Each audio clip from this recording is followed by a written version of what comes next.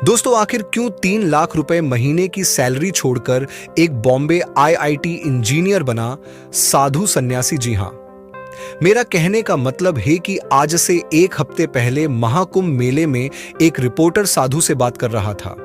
बात करते करते रिपोर्टर को लगा कि ये साधु कोई नॉर्मल आदमी नहीं लग रहा, तो रिपोर्टर ने उनसे कहा कि आप बातों से बहुत पढ़े लिखे लोग रहे हो, कहां तक पढ़ाई की है अपने? इस पे साधु का जवाब था, आईआईटी बॉम्बे एरोस्पेस इंजीनियरिंग की है। ये सुनते ही रिपोर्टर के होश उड़ गए। कुछ ही समय में ये इंटरव्यू सोशल मीडिया पर वायरल होने लगा। ट्विटर से लेकर फेसबुक, इंस्टाग्राम, यूट्यूब, ऐसे कई सारे जगह इन्हीं बाबा की चर्चा होने लगी। धीरे धीरे पूरे देश की मीडिया उनका इंटरव्यू लेने के लिए लाइन में लग गया। आज उस इंटरव्यू को सामने आए एक हफ्ते से ज्यादा हो चुका है, मगर एक हफ्ते बाद भी आईआईटी बॉम्बे वाले बाबा पूरे इंटरनेट पर छाए हुए हैं। ट्विटर और इंस्टा पर उनके नाम के हैशटैग पॉपुलर हो रहे हैं। यहां तक कि जो भी उनके वीडियो बना रहे लोगों के 5 तक के लाखों फॉलोअर्स हो चुके हैं। उनसे जुड़ी एक एक रील को लाखों व्यूज मिल रहे हैं। मतलब जिस शख्स को 10 दिन पहले कोई नहीं जानता था, वो सिर्फ 8-10 दिन में इतना पॉपुलर हो गया जितना पॉपुलर हजारों कंटेंट क्रिएटर सालों तक वीडियो बनाने के बाद भी नहीं हो पाए हैं। और आज आईआईटी वाले बाबा आज इतने वायरल हुए हैं तो उनके पीछे एक नहीं बहुत सारे रीजंस हैं। उनकी पूरी कहानी किसी फिल्मी कहानी से भी ज्यादा फिल्मी लगती है। ऐसा लगता है कि किसी फिल्मी कहानी को पहली बार जिंदगी में रियल लाइफ जीते हुए देख रहे हैं। एक तो आईआईटी क्रैक करना लाखों करोड़ों लोगों को पॉसिबल नहीं होता है। ऊपर से आईआईटी बॉम्बे में एडमिशन मिलना भी मुश्किल होता है। लेकिन पहले तो एक लड़का अपने मेहनत और इंटेलिजेंट में वजह से भारत के सबसे बड़े इंजीनियरिंग कॉलेज में एडमिशन लेता है। उसके बाद उसे लाखों की नौकरी भी मिल जाती है। फॉरेन चला जाता है। उसके पास हर वो चीज पाने का मौका होता है जिसका सपना आज हाथ एक इंसान देखता है। लेकिन वो अचानक इस मायावी दुनिया को लात मारकर शिव के शरण में चला जाता है और इसी बात ने उन्हें रातों रात सनसनी बना दिया। धीरे धीरे मीडिया ने बाबा जी का बैकग्राउंड चेक करना शुरू किया तो लोग हैरान हो गए। पता लगा कि वो झज्जर हरियाणा के एक छोटे से गांव से आते थे। उनका ग्रेवल जाट परिवार में जन्म हुआ था। वो बचपन से पढ़ाई में तेज थे। घर वाले उन्हें आईआईटी की कोचिंग के लिए कोटा भेजना चाहते, लेकिन वो दिल्ली जाना चाहते थे। अभय ने आईआईटी का एग्जाम क्रैक कर लिया। फिर उन्होंने आईआईटी बॉम्बे में बीटेक एरोस्पेस इंजीनियरिंग में डिग्री ले ली। फिर डिजाइनिंग में मास्टर्स की भी डिग्री ले ली। अभय सिंह की छोटी बहन कनाडा में रहती थी। वो कनाडा नौकरी करने चले गए। फिर वो वहां एरोप्लेन बनाने वाली कंपनी में काम करने लगे। वहां उन्हें 3 लाख रुपए सैलरी भी मिलने लगी हर महीने की। जिस टाइम वो कनाडा में नौकरी कर रहे थे तभी लॉकडाउन लग गया। अभय सिंह घर में कैद हो गए और लॉकडाउन के टाइम उन्हें अपने और जिंदगी के बारे में सोचने का और भी ज्यादा टाइम मिल गया। तब तक उनका कनाडा में जॉब के ऊपर से भरोसा उठ चुका था। उसके बाद लॉकडाउन खत्म होने के बाद वो वापस इंडिया आए। इंडिया आने के बाद उन्होंने फोटोग्राफी शुरू की। उन्होंने हरिद्वार से लेकर केरल और उज्जैन के कुंभ तक कई सारे जगह घूमने गए। अभय ने इंटरव्यू में खुलकर बताया है कि उनके माँ बाप बहुत ही टॉक्सिक रहे। हर दिन पढ़ाई झगड़े करते थे।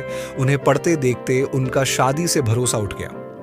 अभय ने यह भी कहा कि उनके माँ बाप हमेशा झूठी क्षण में लगे रहते थे। उनके पिता ने जितना पैसा उनकी पढ़ाई पर खर्च नहीं किया, उतना ज्यादा पैसा वो राजनीति में जाने के लिए लगा दिया। आईआईटी पास होने के बावजूद उनकी माँ चाहती थी कि वो यूपीएससी करे। अभय ने कहा, मेरा मन नहीं है यूपीएससी करने का, कलेक्टर बनने का। तो उनकी माँ ने कहा कि तुम नौकरी मत करना, तुम बस यूपीएससी क्लियर कर लो। अभय ने कहा कि उनकी मां को सोसाइटी में ये दिखना था। उनके लड़के ने यूपीएससी क्लियर कर ली। उन्हें मेरी खुशी से कोई लेना देना नहीं था। अभय सिंह ने कई सारे इंटरव्यू में अपने माँ बाप को कोसा है। उन्होंने कहा कि मैंने सारी जिंदगी भर में अपने माँ बाप को लड़ते हुए देखा है। मैंने उनको इतना लड़ते हुए देखा कि मेरा शादी से भरोसा ही उठ गया। इसलिए मैंने ये डिसाइड किया कि मैं कभी शादी नहीं करूंगा। अभय कई बार बोल चुके हैं, मगर उनके माँ बाप उनकी शादी को लेकर हमेशा उनके पीछे पड़े रहते थे। जब उन्हें ज्यादा परेशान करने लगे तो एक दिन उन्होंने घर ही छोड़ दिया। पहले वो घर वालों से बात भी करते थे, लेकिन पिछले 11 महीने पहले ही उन्हें ब्लॉक कर दिया। अपने माँ बाप के झगड़ों से अभय इतना परेशान हो गए कि बाद में उन्होंने इस पर एक शॉर्ट फिल्म भी बनाई। जिस टाइम वो फिल्म बना रहे थे उस दौरान उनकी गर्लफ्रेंड हुआ करती थी। वो 4 साल तक उनके साथ रहे और फिल्म बनाने के टाइम वो कोमा में चले गए। उनकी गर्लफ्रेंड को लेकर भी उनकी फीलिंग्स खत्म हो गई। उन्होंने ये बात अपनी गर्लफ्रेंड को भी बता दी कि मुझे तुम्हें लेकर कोई फीलिंग्स नहीं रही है। इसके बाद अभय सिंह अपनी जिंदगी का मकसद ढूंढने के लिए साधु सन्यासियों के शरणों में गए। उन्होंने बताया कि काफी समय सद्गुरु की ईशा फाउंडेशन आराम कोयंबटूर में रुके और वहां पर साधना की। इसके अलावा भी अलग अलग जगह जाकर उन्होंने साधना और तपस्या पूरी की। जब बॉम्बे से एरोस्पेस इंजीनियरिंग पढ़ा, इंसान परफ्त और तथ्यों की बात करे, शिव की सत्य होने की बात करे, तो उसे आप हल्के में तो नहीं ले सकते ना। इसीलिए हम ये समझना होगा कि अभय सिंह अपना हर इंटरव्यू में शिव को ही सत्य बता रहे हैं। अब अगले कुछ मिनटों में मैं जो बातें बताने वाला हूं वो कुछ लोगों को समझने में थोड़ी मुश्किल लगेगी, लेकिन मेरी आप सबसे गुजारिश है कि आप इस वीडियो को पूरा देखिएगा। क्यों कि अगर हमने शिव के बारे में सत्य जान लिया तो हम ये भी समझ जाएंगे कि आखिर वो कौन सा रीजन था, वो कौन सी वजह थी जिसने अभय सिंह को सारी दुनिया को छोड़कर शिव की शरण में आने के लिए मजबूत कर दिया।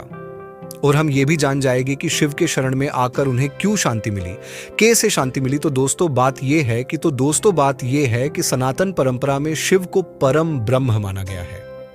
मतलब ये सारी सृष्टि उन्हीं पर टिकी हुई है। वो ना तो जन्म लेते हैं और ना तो उनकी मृत्यु होती है, इसलिए शिव को शाश्वत और अनंत माना गया है।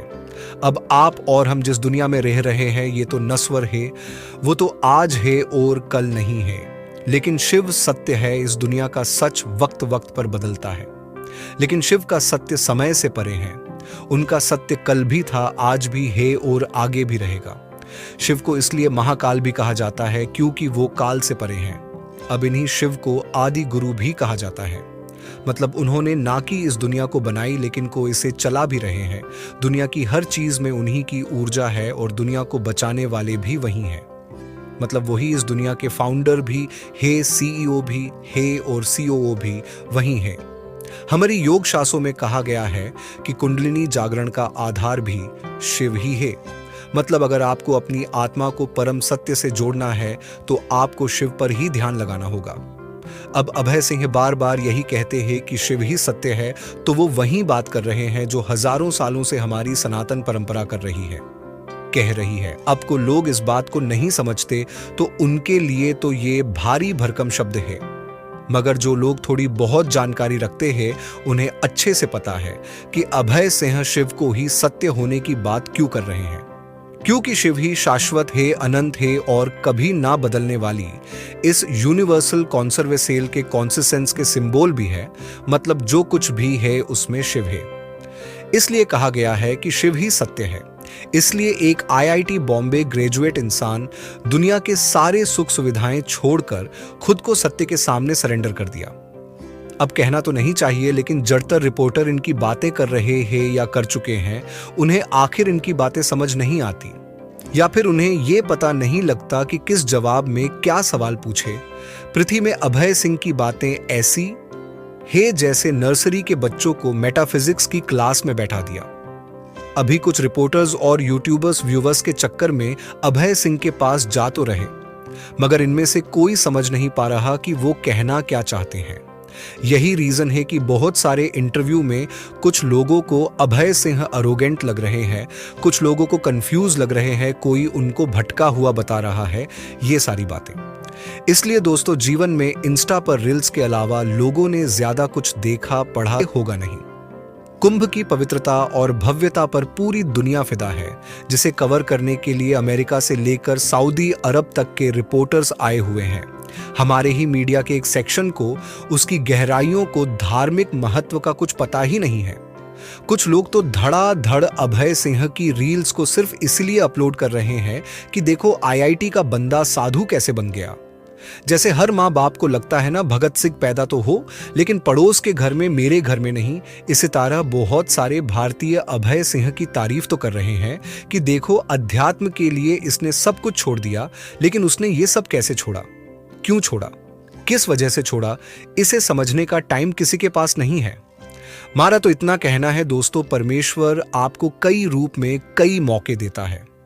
नॉर्मल साधु संत और बाबा लोग आपको अनपढ़ और बेरोजगार लगते हैं, आप उन पर ज्यादा ध्यान देते नहीं। अगर कोई हाईली एजुकेटेड आदमी सनातन के बारे में कुछ कह रहा है, वो विज्ञान के जरिए आपको आपका धर्म आपको समझा रहा है, तो आप तो उसके बारे में इंटरेस्ट अपने धर्म में ही पैदा कर लो। उसे गहराई से समझने की कोशिश तो करो, उसकी ताकत को महसूस करो। वरना होता ये है कि जब तक ये बातें हमें समझ में आती हैं, तब तक बहुत टाइम निकाल चुका होता है, बहुत देर हो चुकी होती है। बाद में पछताते हैं और कहते हैं कि काश ये बातें मुझे पहले पता होती तो मेरी जिंदगी कुछ और ही होती। तो दोस्तों, मैं अपने बारे में ज्यादा कुछ तो नहीं कहता, लेकिन मैं एक शिव भक्त होने के नाते बता देता हूं कि मैंने भी इस जीवन को जिया है और शिव ही सत्य है। ये मैं अपनी पूरी जिंदगी शिव के चरणों में अर्पण कर सकता हूं। इसीलिए इस सत्य को आप कितना जल्दी पहचान सको, ये आपके लिए बेहतर होगा। बाकी आपकी क्या राय है, कमेंट में जरूर बताना। और हाँ, वीडियो को लाइक और चैनल को सब्सक्राइब जरूर करना। तो मिलते हैं अगले वीडियो में। हर हर महादेव।